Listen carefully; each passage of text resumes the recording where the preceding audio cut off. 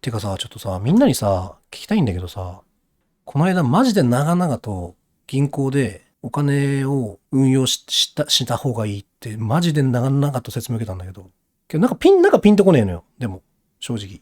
いや、だから俺結構ね、説明受けても、俺が知識ないだけかもしんないけど、なんか引っかかんだよねっていう感じでずーっとその問答。途中でさ、あ、そうなんですね。ちなみに同じだけ金持ってたらやりますこれって聞いたら、って言って、あれみたいな。って言ったぞと思って。そこは即答せよ。やっぱでもね、これはまあ親から散々詰め込まれた、うまい話はないんだっていうことだよね。まあ親に与えられた三種の神器の中の一つのうまい話はないという。うまい話があれば人は自分でやるということをやっぱね、散々まあ言われたわけですよ、口酸っぱく。で、それは本当に今までの人生で間違ってなかったんでね。うまい話ってないんだよ。わかんないんだけど、もったいないっていう言い方が引っかかるんですよねっていう話をして。まあなんか今って結局円が弱いから、まあ相対的に、その金が、要は、まあ、金利がついてない状況ってのは相対的にまあ損してるのと同じだと。価値がどんどん下がってってるからって。まあまあまあ、なるほど。それはまあわかると。何もしてないっていうことはちょっと損してますよって。でも少なくとも減ってないじゃんっていう。で、もったいないっていう言い方されると、それを受けたら100%儲かるっていうことに関してはもったいないっていう日本語がすんなり入ってくるのよ。ああ、そうか。それは俺もったいないことしたんだなってわかるんだけど、これ損する場合もあるんだよねって。損する場合もあるのに、もったいないっていうのはよくわかんねえんだよなって。ハンバーガー100円引きのクーポンをなぜ使わない？これが正しいもったいない。そうそうそうそうそうそう。それならわかるんだけどさ。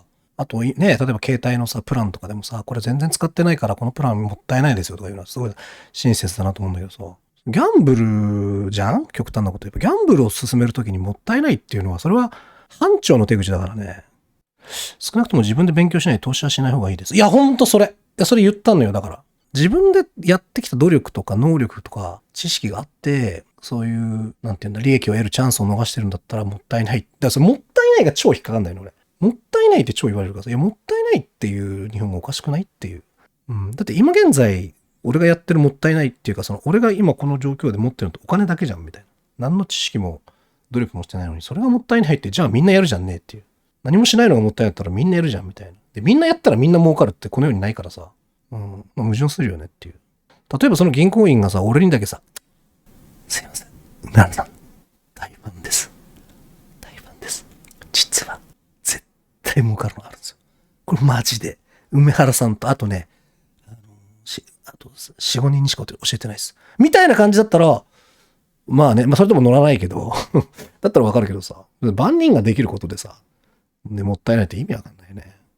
それはそれで詐欺っぽい。いや、もちろんそれはそれで詐欺っぽいんだけどさ。いや、だったら、まださ、理屈としては通るじゃん。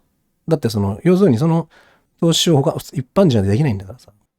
儲かるなら貧乏人に投資進めろよ。だからそう聞いたんよ。だからそれ。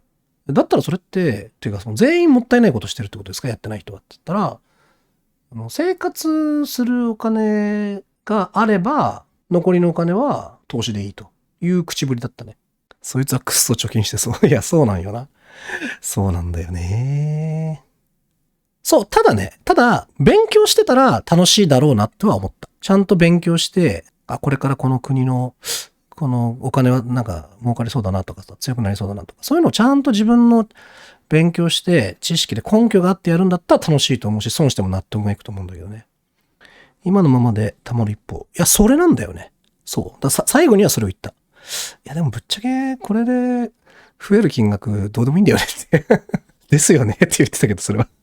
確かにそうですよね。別にこの金額増えても別にいらねえわ。つって。数字増やすゲームしたくなったらやればいいけど。まあそうだよね。そうだ。興味ないんだよね。